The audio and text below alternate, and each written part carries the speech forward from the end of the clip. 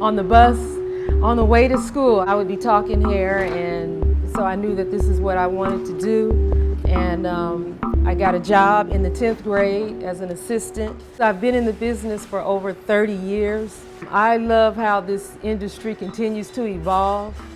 Black stylists are very important in our neighborhood and been very important to the culture in terms of sharing information. And so we wanted to look at this important staple in our community and see how some of these chemicals were impacting their health. Well, I got involved with the natural hair movement when I started to experience some of the problems that my clients were having from wearing a relaxer. In the schools, we weren't taught the natural alternatives. I had to educate and teach my clients along the way. They might have a natural hair product, but it might not be sulfate-free and paraben-free. Sodium lauryl sulfate, parabens, formaldehyde, all these different chemicals are found in products that most of us think that are safe.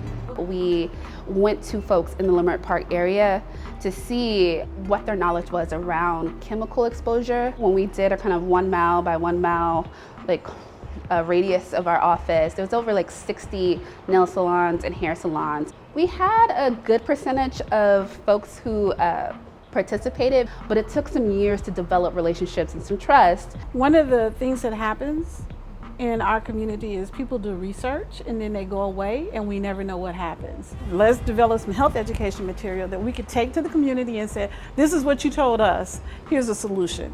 One of our staff members went into a beauty salon, and one of the challenges that come from the chemical use is the odors, right?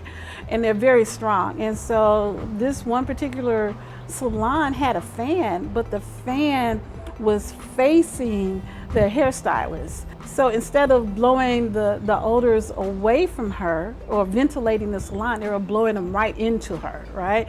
So it was just that simple adjustment in terms of, okay, it's good to have ventilation, it's good to have a fan, but turn it this way so you're circulating those chemicals away from you as opposed to you. We are in the middle of publishing this information, and we've also created a healthy salon class. The class that I took, I was very interested in it, and I learned a lot.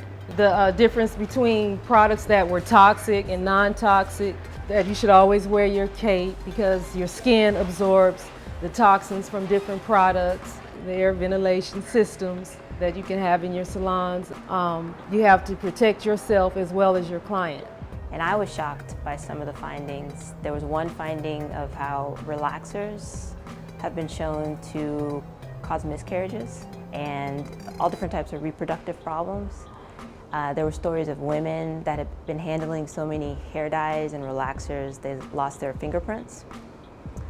So as a person that's grown up in the community and gotten a fair amount of relaxers in my life and been in salons, it was just like, wow. They push, relaxers and colors, and developers, yes, we know that they are harmful and they can harm you, but to the extent of just inhaling them and breathing them in, we did not learn that in school. I found that it was very helpful.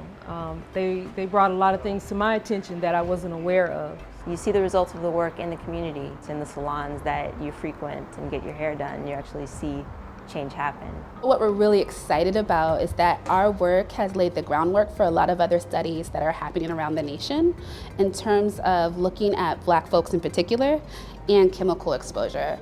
We don't do research for research's sake. It's about improving the health and well-being of Black women and girls. There's this poem by Gwendolyn Brooks, When the Lovers of the Poor Arrive in Their White Gloves.